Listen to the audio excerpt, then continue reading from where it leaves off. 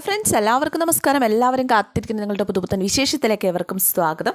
അപ്പോൾ ഇന്നു മുതൽ ഞാൻ പുതിയൊരു കഥ ചെയ്തു തുടങ്ങുകയാണ്. എന്തായാലും നമ്മുടെ നയനയുടെ ആദർശൻ്റെ കഥയൊക്കെ കണ്ട് പഴകി. മാത്രമല്ല, പറയാൻ എനിക്ക് വലിയ ഇൻട്രസ്റ്റ് ഉണ്ടായിരുന്നില്ല. പക്ഷേ പറയാൻ ഇൻട്രസ്റ്റ് ഉള്ള നല്ല അടിപൊളി കഥയായിട്ടാണ് ഞാൻ വന്നിരിക്കുന്നത്. നമുക്കെല്ലാം ഇഷ്ടപ്പെട്ട ബാലേട്ടൻ്റെ കഥ. അപ്പോൾ എന്തായാലും നമുക്ക് ആ കഥയിലേക്ക് പോകാം. സാധനം 2 നമുക്ക് ആ കഥയിലേക്ക് പോകാം. അങ്ങനെ ബാലൻ സമ്മതിച്ചിരിക്കുകയാണ് എന്തായാലും കല്യാണം നടത്താമെന്ന്. മൂത്തയാളുടെ കല്യാണം നടത്താമെന്ന് പറഞ്ഞു കഴിഞ്ഞപ്പോഴേക്കും നമ്മുടെ ധർമ്മൻ മാമൻ വിചാരിച്ചു, എന്നാൽ വേറെ ആരുടെ അല്ല, എൻ്റെ കല്യാണം എന്നൊക്കെ പറഞ്ഞ് ഭയങ്കര സന്തോഷത്തിൽ തുള്ളിച്ചാടാണ് കേട്ടോ. ഇതേ സമയം നമ്മുടെ രണ്ടാമത്തെ അനിയനുണ്ടല്ലോ,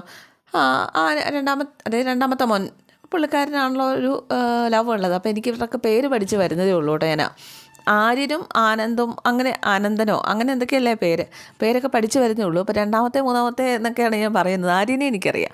എന്തായാലും ആര്യൻ്റെ ചേട്ടൻ പ്രണയമുള്ള ഒരുത്തനുണ്ടല്ലോ, പുള്ളിക്കാരൻ ആ കെട്ടമ്മയുടെ പെൺകുട്ടി അല്ലെങ്കിൽ സ്നേഹിക്കുന്ന പെൺകുട്ടിയെ വിളിച്ചിട്ട് വലിയൊരു പാട്ടൊക്കെ ഇങ്ങനെ പാടുക, ആകാശത്താമര പോലെ എന്നുള്ള പാട്ടൊക്കെ ഇങ്ങനെ പാടുക.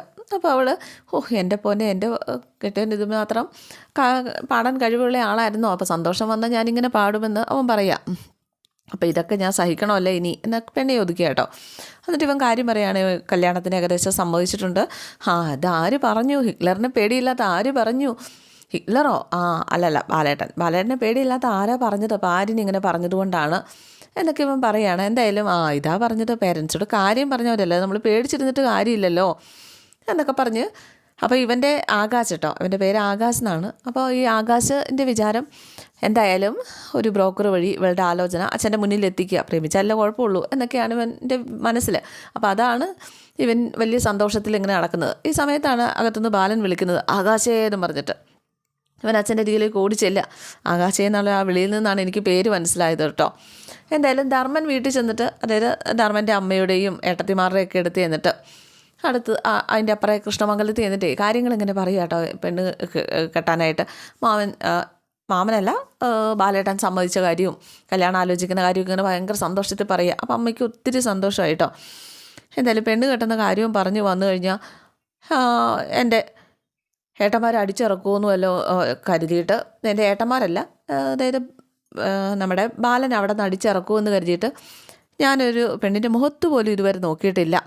എടാ, നീ എന്തിനാടാ പേടിക്കുന്നത്? നീ അവനെ പേടിക്കേണ്ട കാര്യം എന്താ? നിനക്കൊരു വീട് ഇവിടെയുണ്ട്, പിന്നെ നീ എന്തിനാ പേടിക്കുന്നത്? അല്ല, ഇങ്ങോട്ട് വന്നാൽ എന്നെ ഏട്ടന്മാരടിച്ചിറക്കിയാലോ എന്നൊക്കെ ധർമ്മൻ ഇങ്ങനെ പറയുകയാണ്. എടാ, നിൻ്റെ കല്യാണം ആയോടാ എന്നൊക്കെ ചോദിച്ച് ഏട്ടത്തി വരിക. അതേ ഏട്ടത്തി, അതെ, ഇതേ അടിപൊളി സദ്യ വെക്കണം, 5 കൂട്ടം പായസം വേണം, തലേ ദിവസം മട്ടൻ ബിരിയാണി. തീറ്റപ്പെട്ടാരെ ഏട്ടത്തി വന്നു കേട്ടോ. ഏട്ടത്തിക്ക് എപ്പോഴും ഈ തീറ്റക്കാര്യം മാത്രമേ ഉള്ളൂ. ആദ്യം എൻ്റെ കല്യാണക്കാരൊന്ന് ഉറപ്പിക്കട്ടെ, എന്നിട്ടാകാം ഇറച്ചിയും ബിരിയാണിയും പായസവും ഒക്കെ. ധർമ്മ, നീ എപ്പോൾ വന്നടാ എന്ന് ചോദിച്ചാൽ അടുത്ത ഏട്ടത്തി വന്നു. ചേച്ചി, നമ്മുടെ ധർമ്മന് കല്യാണമെന്ന്. ആണോടാ? ധർമ്മൻ നിന്ന് ആട് കേട്ടോ നാണം കൊണ്ട്. ബാലൻ്റെ കയ്യിൽ നിന്ന് നിനക്ക് ശാപമോക്ഷം കിട്ടിയോടാ? അളിയൻ തന്നെയാണ് ബ്രോക്കറെ വിളിച്ചിട്ട് ഏർപ്പാട് ചെയ്തിരിക്കുന്നത്. ഓഹോ, അങ്ങനെയാണല്ലേ, അത് കൊള്ളാലോ. സുന്ദരിയും സുശീലയായിട്ടൊരു പെണ്ണിനെ അന്വേഷിക്കാൻ പറഞ്ഞിരിക്കുന്നത്. ധർമ്മം, നിനക്ക് തന്നെയാണോ? പിന്നെ ആ വീട്ടിൽ പെണ്ണ് കെട്ടാതെ നിറഞ്ഞ് നിൽക്കുന്നത് ഞാനല്ലേ? അപ്പോൾ എൻ്റെ കല്യാണമല്ലേ ആദ്യം? അങ്ങനെ ആദ്യമായിട്ട് ബാലനൊരു നല്ല ബുദ്ധി തോന്നി എന്ന് അമ്മ ഇങ്ങനെ പറയുക. എനിക്ക് അനുയോജ്യമായിട്ടൊരു പെണ്ണിനെ കിട്ടാനായിട്ട് നിങ്ങളെല്ലാവരും പ്രാർത്ഥിക്കണം. പ്രത്യേകിച്ച് എൻ്റെ അമ്മ. മോനെ, നിൻ്റെ കല്യാണം കൂടാനായിട്ട് ഞാൻ എങ്ങനെയാണ് വരുന്നത്? നിങ്ങൾക്ക് വേണ്ടി അത് മാത്രം ഞാൻ ഏട്ടന്മാരറിയാതെ ഒരു സ്പെഷ്യൽ പാർട്ടി നടത്താം. വെറൈറ്റി ഫുഡുള്ള ഹോട്ടൽ വേണോട്ടോടാ. അമ്മ ഒരു ലോണ് തരണം. പണമായിട്ടൊന്നും പ്രതീക്ഷിക്കണ്ട, പ്രാർത്ഥനയാണെങ്കിൽ എത്ര വേണേലും തരാം. എന്നാൽ എന്നെ ഒന്ന് അനുഗ്രഹിച്ച് വിട്, ഏട്ടന്മാരറിയണ്ട, അവർ കല്യാണം മുടക്കും. എന്തായാലും അമ്മ ധർമ്മനെ അനുഗ്രഹിക്കുകയാണ്. ഭഗവാനെ, നല്ലൊരു പെൺകൊച്ചെൻ്റെ മോന് ഭാര്യയായിട്ട് വരണേ. ഇതേ സമയം നമ്മുടെ ആര്യൻ അനുവിനെ സ്കൂട്ടി ഓടിക്കാൻ പഠിപ്പിക്കുക. എടി, നീ ഇങ്ങനെ വെട്ടിച്ച് ഓടിക്കാതെ നേരെ നോക്കി അടിക്കുക. നീ ഇങ്ങനെ ഇട്ട് വെട്ടിക്കല്ലേ. ഇതേ അച്ഛൻ്റെ വണ്ടിയാണ്, തട്ടോ മുട്ടോ ചെയ്ത് കഴിഞ്ഞാൽ നമ്മൾ 2 പേർക്കും പ്രശ്നമാകും. ഇടി നിർത്ത് നീ. ഇതേ കുതിരവണ്ടിയല്ല, സ്കൂട്ടറാ. ഇങ്ങനെ ഓടിച്ചു കഴിഞ്ഞാലേ നടുകുത്തി വീണ് ഹോസ്പിറ്റലാവും. ഇങ്ങനെ ദേഷ്യപ്പെട്ടിട്ടാണോ പഠിക്കുന്നത്? ഡ്രൈവിംഗ് സ്കൂളിൽ പോകുന്നതല്ലേ ഇതിൽ നല്ലത്. അച്ഛൻ നിന്നിപ്പോൾ ഡ്രൈവിംഗ് സ്കൂളിൽ വിട്ടത് തന്നെ. എനിക്കല്പം ബാലൻസായി, ഞാൻ തനിയെ ഓടിച്ച് നോക്കട്ടെ. നീ ഓടിക്കുന്നതൊക്കെ കൊള്ളാം, പക്ഷെ ഞാനാ പഠിപ്പിച്ചതെന്ന് അച്ഛനോട് പറയരുത്. ആശാൻ ഏട്ടനാന്ന് ഞാൻ ഉറപ്പായിട്ടും പറയും. നീ പറയുമോ? ആ ഉറപ്പായിട്ടും പറയും. എന്നാൽ നീ ഇനി ഓടിക്കണ്ട. ഞാനൊരു തമാശ പറഞ്ഞല്ലേ ഏട്ടാ, ഞാൻ പറയുമോ? പറഞ്ഞ അച്ഛൻ്റെ കയ്യിൽ നിന്ന് ഏട്ടന് അടി കിട്ടുന്ന എനിക്കറിയത്തില്ലേ. ഞാൻ കുറച്ച് ദൂരം ഒറ്റയ്ക്ക് ഓടിച്ചോട്ടെ, ഇവിടുന്ന് ദേ അവിടം വരെ ഓടിച്ചോ, വീണാൽ എനിക്ക് ഉത്തരവാദിത്വമില്ല. ഇല്ല, ഞാൻ വീഴത്തില്ല.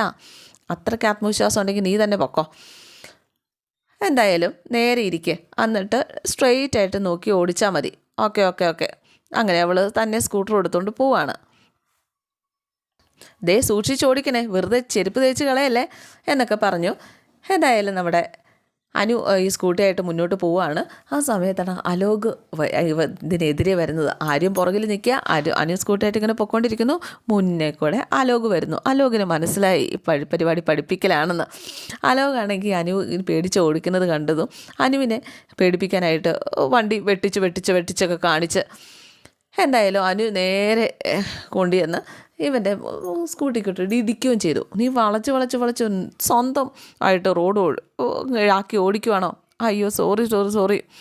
വീട്ടിലെ ശല്യം സഹിക്കാൻ വയ്യാതെ നിന്നെ ഇറക്കി വിട്ടേക്കുവാണോടി എന്ന് ചോദിക്കുക. ഇത് കേട്ടുകൊണ്ട് ആരും അങ്ങോട്ടേക്ക് ഓടി വരും. എടാ എൻ്റെ പെങ്ങളെ പറയുന്നോ എന്ന് ചോദിച്ചുകൊണ്ട്. ആലോകം ചാടി ഇറങ്ങിയില്ലേ? നിൻ്റെ അച്ഛൻ സ്കൂട്ടറും തന്ന് ഇറങ്ങിയിരിക്കുന്നത് സാധനങ്ങൾ ഡെലിവറി ചെയ്യാൻ വേണ്ടിയിട്ടാണോ? അനു മോളെ നിനക്കൊന്നും പറ്റിയില്ലല്ലോ അല്ലേ എന്ന് ചോദിച്ച് ആര്യം വന്നു കഴിഞ്ഞപ്പോഴേക്കും ഇല്ല ഏട്ടാ, എനിക്ക് കുഴപ്പമൊന്നുമല്ല, ആലോകേട്ടൻ വെറുതെ പ്രശ്നം ഉണ്ടാക്കുന്നതാ. ആഹാ, എൻ്റെ ബൈക്ക് വന്ന് ഇടിച്ചിട്ട് ഞാൻ പ്രശ്നം ഉണ്ടാക്കുമെന്നോ? അതിന് ഇടിച്ചില്ലല്ലോ, ദേ തർക്കിക്കല്ലേ. ആഹാ, നീ മനഃപൂർവ്വം കുഴപ്പമുണ്ടാക്കാൻ വന്നതല്ലേടാ എന്ന് ചോദിച്ച ആര്യൻ.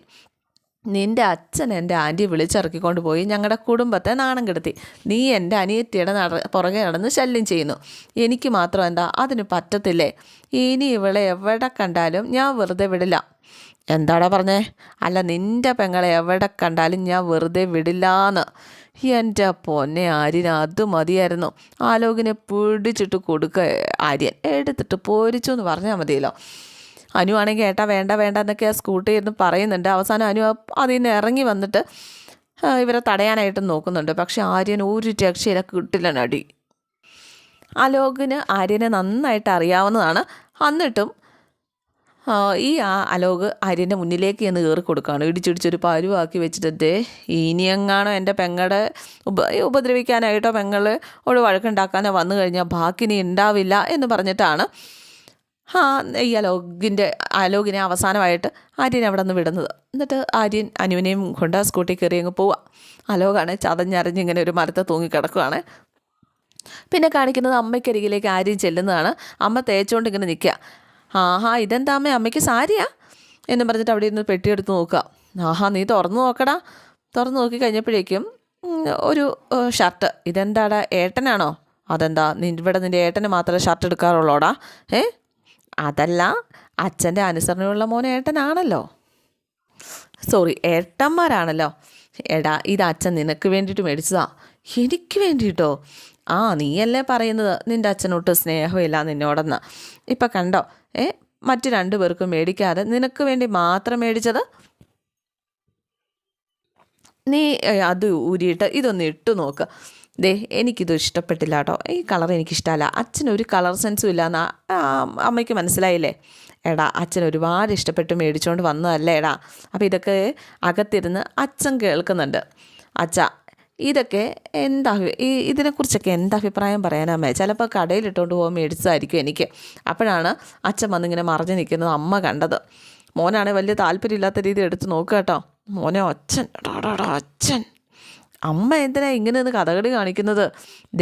ഞാൻ ഇതെങ്ങാനും ഇട്ടുകൊണ്ട് കോളേജിൽ പോയാൽ ഫ്രണ്ട്സൊക്കെ കൂടി എന്നെ കളിയാക്കി കൊല്ലും. ഇതെന്താ അച്ഛൻ്റെ ഷർട്ടാണെന്ന് ചോദിച്ച്. എടാ മോനെ, അച്ഛൻ നോക്കുന്നടോ, നീ ആദ്യം ഇതൊന്ന് ഇട്ട് കാണിക്കുക, എന്നിട്ട് മതി. അപ്പോഴേക്കും ബാലൻ അങ്ങോട്ടേക്ക് വന്നു. ആര്യന് ആ ഷർട്ടൊക്കെ ഇട്ടിട്ട് എങ്ങനെയുണ്ട് അമ്മയോട് ചോദിച്ചപ്പോൾ അമ്മ പറഞ്ഞു നല്ലതാ. അപ്പോഴേക്കും എൻ്റെ പൊന്നമ്മ, ഇത് ലൂസാ. ഇപ്പോഴും മക്കൾക്കും ഭാര്യയ്ക്കുമുള്ള ആ ഡ്രസ്സ് താൻ വാങ്ങിയാലേ ഉള്ളൂ എന്ന മനോഭാവം മാറ്റണം അച്ഛൻ. ഇതിൻ്റെ ക്യാഷ് എന്നെ ഏൽപ്പിച്ചിട്ടുണ്ടെങ്കിൽ ഞാൻ നല്ല സൂപ്പർ ഷർട്ട് ഞാൻ മേടിക്കില്ലായിരുന്നോ എന്നും പറഞ്ഞ് ആര്യം തിരിഞ്ഞതും അച്ഛൻ അങ്ങ് തിരിഞ്ഞു പോവുകയും ചെയ്തു. അച്ഛനിവിടെ ഉണ്ടായിരുന്നോ അമ്മേ? അതല്ലേ ഞാൻ കണ്ണ് കാണിച്ചത്. ആ മനുഷ്യൻ നിന്നെ തല്ലിയതിൻ്റെ വിഷമം തീർക്കാൻ സ്നേഹത്തോടെ വാങ്ങിച്ചുകൊണ്ട് വന്നതാ. അപ്പം നിനക്ക് പുച്ഛം. അമ്മേ, എനിക്ക് ഇഷ്ടപ്പെട്ടില്ലെങ്കിൽ അച്ഛൻ്റെ മുഖത്ത് നോക്കി ഇഷ്ടപ്പെട്ടില്ല എന്ന് ഞാൻ പറയും. അതിനിപ്പോൾ എന്താ മോനെ, വേനലിൽ അപൂർവമായിട്ട് കിട്ടുന്ന മഴ പോലെയാണ് നിൻ്റെ അച്ഛൻ്റെ സ്നേഹം കിട്ടുന്നത്. അതിങ്ങനെ വല്ലപ്പോഴും അല്ലേ കിട്ടുള്ളൂ. ഏ അന്നേരം അത് തള്ളിക്കളയാൻ പാടുണ്ടോ? നിനക്ക് ഇത് നനയാനുള്ള യോഗം ഇല്ലാണ്ടായിപ്പോയി, ആ മഴ നനയാനുള്ള യോഗം നിനക്ക് ഇല്ലാണ്ടായിപ്പോയി, പിന്നെ പറഞ്ഞിട്ട് കാര്യമില്ല ആ എന്നും പറഞ്ഞിട്ട് അമ്മ. പിന്നെ പിന്നെ കാണിക്കുന്നത് മീനാക്ഷിയുടെ വീടാണ്. മീനാക്ഷിയുടെ അമ്മയ്ക്കരികിലേക്ക് അച്ഛൻ വന്നിട്ട്, മീനാക്ഷിയോട് നീ പറഞ്ഞില്ലേ അവർ വരുന്ന കാര്യം? അതൊക്കെ ഏട്ടനല്ലേ പറയേണ്ടത്. അല്ല, അവൾ വീണ്ടും വീണ്ടും കല്യാണം മാറ്റി വെക്കണമെന്ന് പറഞ്ഞാൽ സമ്മതിച്ചു കൊടുക്കരുത്. ജോലിയാകുന്നത് വരെ നമ്മൾ നിർബന്ധിച്ചില്ലല്ലോ, ഇനി നീട്ടിക്കൊണ്ട് പോകേണ്ട കാര്യമില്ല എന്ന് മീനാക്ഷിയുടെ അമ്മ പറയാം. എടി നീ ഇക്കാര്യം തഞ്ചത്തിൽ അങ്ങ് പറ, രവിയേട്ടൻ കാര്യമായിട്ട് പറഞ്ഞാൽ മതി. മോള് വരുന്നുണ്ട്. എന്ത് പറയുന്ന കാര്യമാമേ? എന്തായാലും ഇവള് പോകാനായിട്ട് റെഡിയായി, ജോലിക്ക് പോകാനായിട്ട് റെഡിയായി വന്നതാണ്. രണ്ടുപേരും കൂടി അമ്മയും അച്ഛനും കൂടെ നിന്ന് കഥകളി കളിക്കുന്നത് കണ്ടിട്ട് മീനാക്ഷി ചോദിച്ചു, എന്താ രണ്ടുപേരും കൂടെ കണ്ണുകൊണ്ട് കഥകളി മുദ്രകളൊക്കെ കാണിക്കുന്നത്? അല്ല, വേറൊന്നും അല്ല മോളെ, മോളിന്ന് ഓഫീസിൽ നിന്ന് 1 മണിക്കൂർ മുമ്പ് ഒന്ന് ഇറങ്ങണം. ബസ്സൊന്നും നോക്കി നിൽക്കണ്ട, ഒരു ഓട്ടോ വിളിച്ചിങ്ങ് പോരെ. എന്താ, എന്തിന്? അപ്പം അമ്മ പറഞ്ഞു, വളച്ചു കെട്ടുന്നത് എന്തിനാ? നിന്നെ പെണ്ണ് കാണാനായിട്ട് ഇന്നൊരു കൂട്ടർ വരും മീനു. മോളെ, പയ്യൻ PWDയിലെ എൻജിനീയറാണ്, നല്ല കുടുംബക്കാരാണ്. ഇപ്പോഴേ കല്യാണമോ? ഞാൻ ജോലിക്ക് കയറിയിട്ടല്ലേ ഉള്ളൂ, ഉടനെ കല്യാണമൊന്നും വേണ്ട അച്ഛാ. മോളെ കല്യാണവും വീട് വെപ്പും ഒക്കെ അതിൻ്റേതായ സമയത്തേ നടക്കുകയുള്ളൂ. അവർ വന്ന് നിന്നെ ഒന്ന് കണ്ടിട്ട് പോട്ടെ, അത് കഴിഞ്ഞ് എപ്പോൾ കല്യാണം നടത്തണമെന്നൊക്കെ നമുക്ക് തീരുമാനിക്കാമല്ലോ, അതിന് സമയമുണ്ടല്ലോ. എന്നാലും അച്ഛാ അതൊന്നും ഇപ്പോൾ വേണ്ട അച്ഛാ. മീനു പറയുന്നത് കേൾക്ക് എന്നൊക്കെ പറഞ്ഞ് അമ്മയും നിർബന്ധിക്കുകയാണ്. ഇതേ സമയം ഒരുത്തനിരുന്ന് സ്വപ്നം കാണുവാണ്. ആകാശ് കടയിലിരുന്ന് സ്വപ്നം കാണുക. അച്ഛൻ അന്നേരത്തിനും വന്നു. ഈ ആകാശിനെ ഇങ്ങനെ നോക്കിയിട്ടോ കുറേ നേരം വൈവനിരുന്ന് ഇങ്ങനെ എന്തൊക്കെ ആലോചിക്കുകയൊക്കെ ചെയ്യുന്നത് കണ്ടിട്ട് ഡാ എന്നും പറഞ്ഞ് വിളിച്ചപ്പം അപ്പോൾ ആകാശ്, അയ്യോ അച്ഛാ നീ ആരെ സ്വപ്നം കണ്ടോണ്ട് ഇരിക്കുക? അല്ല അച്ഛാ, ഞാൻ ലോഡും ബില്ലും വെച്ച് ചെക്ക് ചെയ്തോ? ഇല്ല, ലോഡ് ഇറക്കി കഴിഞ്ഞില്ല അച്ഛാ. എന്താ അവിടെ പോയി അത് വേഗത്തിലാക്ക്. ആ സമയത്ത് കോള് വരികയാണ് നമ്മുടെ ആകാശിന്. മേനോനാണ് വിളിക്കുന്നത്. മേനോനോ എന്നും ചോദിച്ചാൽ അച്ഛനെടുത്ത് നോക്കുക. ധാരാടാ? അതച്ഛാ നമ്മുടെ മേനോൻ ചേട്ടനെ. ഇയാൾ എന്തിനാ കൂടെ നിന്നെ വിളിച്ചുകൊണ്ടിരിക്കുന്നത്? അത് ലോഡ് അയച്ചതിൻ്റെ വല്ല സംശയം ചോദിക്കാനായിരിക്കും. എന്നാൽ അയാളുടെ സംശയം ഞാൻ ഇന്ന് തീർത്തു കൊടുക്കാം. ഹലോ. പെട്ടെന്ന് തന്നെ നമ്മുടെ നായിക മീനാക്ഷി മിണ്ടാതിരിക്കുക. ഹലോ ബാല, സോമൻ്റെ ഷോപ്പിൽ നിന്ന് കാശ് കൊടുത്ത് വിട്ടിട്ടുണ്ട്, എത്ര ഉണ്ടെന്ന് നോക്ക്. എന്തായാലും ഫോൺ ഇവളുടെ കയ്യിലേക്ക് കൊടുത്തിട്ട് അങ്ങ് പോവുക. രാമേട്ടൻ വന്ന് പറഞ്ഞപ്പോൾ അച്ഛനങ്ങ് പോയി. ആകാശ് ഹലോ വെച്ചു. അച്ഛൻ പോയോ? അപ്പുറത്തുണ്ട്. എൻ്റെ പൊന്നാകാശ്, ഇന്ന് എന്നെ പെണ്ണ് കാണാനൊരു കൂട്ടർ വരുന്നുണ്ട്.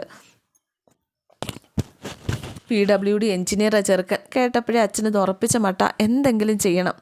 ആകാശ നിർത്തനും ഞാൻ, മീനാക്ഷി നീ അതെങ്ങനെയെങ്കിലും ഒന്ന് മാറ്റിവിട്, എനിക്കങ്ങനെ പറ്റില്ല, നീ എന്തെങ്കിലും ഒരു മാർഗം കണ്ടേ പറ്റുള്ളൂ എന്നും പറഞ്ഞിട്ട് കോള് കട്ട് ചെയ്തു. മിക്കവാറും ഈ മീനാക്ഷി ഉണ്ടല്ലോ, ഈ മീനാക്ഷിനെ ഈ ആകാശിന് കിട്ടാനുള്ള യോഗം ഉണ്ടാവില്ല. ഇമ്മാതിരി ഒരു സ്വഭാവം കൊണ്ട് നടന്ന ആകാശിന് പെണ്ണിനെ കിട്ടുമോ? അവസാനം ആ പെണ്ണിനെ അലോക് കൊണ്ടുപോവുള്ളൂ. എൻ്റെ ഒരു ഡൗട്ടാണ്. മിക്കവാറും അലോക് ആ പെണ്ണുമായിട്ട് കല്യാണം ആലോചിച്ച്, നല്ല കുടുംബക്കാരാണല്ലോ, അങ്ങനെ കെട്ടിച്ച് കൊടുക്കുകയും ചെയ്യും. പിന്നെ കാണിക്കുന്നത് ബാലൻ കണക്ക് കൂട്ടിക്കൊണ്ടിങ്ങനെ ഇരിക്കുക. അപ്പോൾ രാമേട്ടൻ വന്നിട്ട് ചോദിച്ചു, എൻ്റെ പൊന്നെ വല്ല കാൽക്കുലേറ്ററോ അല്ല കമ്പ്യൂട്ടറൊക്കെ ആയില്ലേ, അതൊക്കെ ഉപയോഗിക്കുക.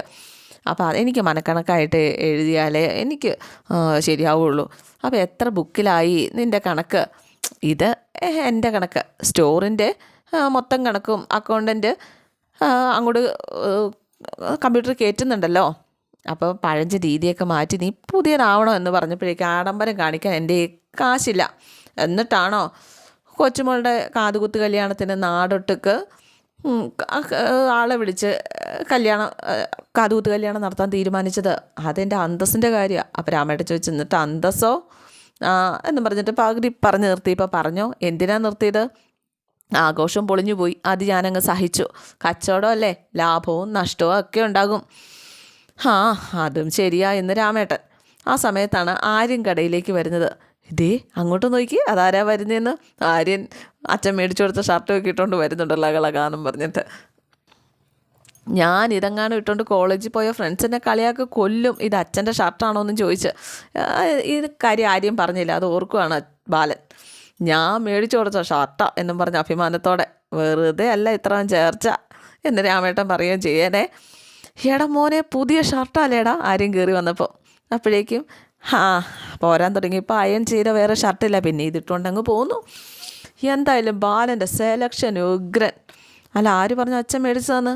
കണ്ടറിഞ്ഞൂടെ ഇത് ബാലൻ മേടിച്ചതെന്ന്? ബാലൻ്റെ അതേ അളവ് നീ ദൂരെ അച്ഛന് കൊടുത്തേ മോനെ. ബാലനിട്ട കൃത്യമായിരിക്കും. എൻ്റെ പൊന്നെ, ഇത് ഏതപ്പൂപ്പൻ്റെ ഷർട്ടാടാ എന്ന് ആകാശം ചോദിച്ചോണ്ട് വന്നു. ഇതിപ്പോൾ ഒരാൾക്കും കൂടി കയറായിരിക്കുമല്ലോ. അപ്പോഴേക്കും രാമൻ പറഞ്ഞു, ഇത് നിങ്ങളുടെ അച്ഛൻ മേടിച്ചു കൊടുത്ത ഷർട്ടാ. അപ്പോൾ ആകാശം പറഞ്ഞു, നന്നായിട്ടുണ്ട്, നിനക്ക് നന്നായിട്ട് ചേരുന്നുണ്ട്.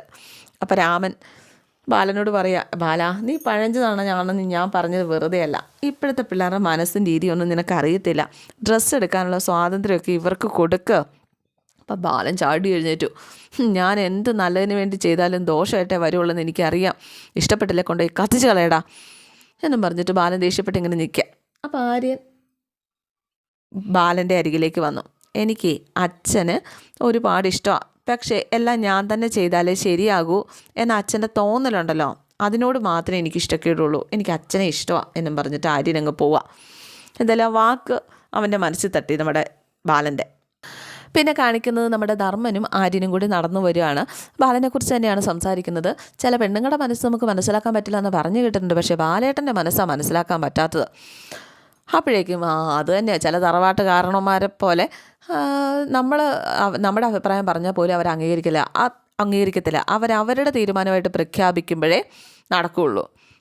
എന്തായാലും അത്രയും ബഹളമൊക്കെ ഉണ്ടായെങ്കിലും ഗുണം ഉണ്ടായല്ലോ. നിനക്ക് ഷർട്ടും കിട്ടി, എനിക്ക് കല്യാണം കഴിക്കാനുള്ള ചാൻസുമായി. മാമന് കല്യാണമോ? എന്താ നീ കല്യാണം എന്ന് കേട്ടിട്ടില്ലേ? നാണമില്ലേ മനുഷ്യ ഈ പ്രായത്തിൽ കല്യാണം കഴിക്കാനായിട്ട്? പാവം മാമൻ ഞെട്ടി. എന്തുവാടാ, എനിക്ക് പ്രായപൂർത്തിയായില്ലേ? മൂത്ത് നരച്ചപ്പോഴാണോ കല്യാണം? എടാ, ഒരു മുടി പോലും നരച്ചിട്ടില്ലടാ. നീ ഒരു ചാക്ക് അരി എടുത്താൽ ഞാൻ 2 ചാക്ക് അരി പൊക്കില്ലടാ. അതിന് മാമന് പറ്റിയ പെണ്ണെവിടെ ഇരിക്കുന്നു? എടാ, എനിക്ക് യാതൊരു ഡിമാൻഡും ഇല്ലടാ. എൻ്റെ ചെവിയുടെ താഴെ പൊക്കം, അധികം വണ്ണം വേണ്ട, പിന്നെ അധികം വെളുപ്പും വേണ്ട, പക്ഷെ സുന്ദരിയായിരിക്കണം. നല്ല ചുണ്ടും നല്ല മൂക്കും നല്ല മുടിയായിരിക്കണം. പിന്നെ കല്യാണ ചെലവിനുള്ള കാശും കിട്ടണം.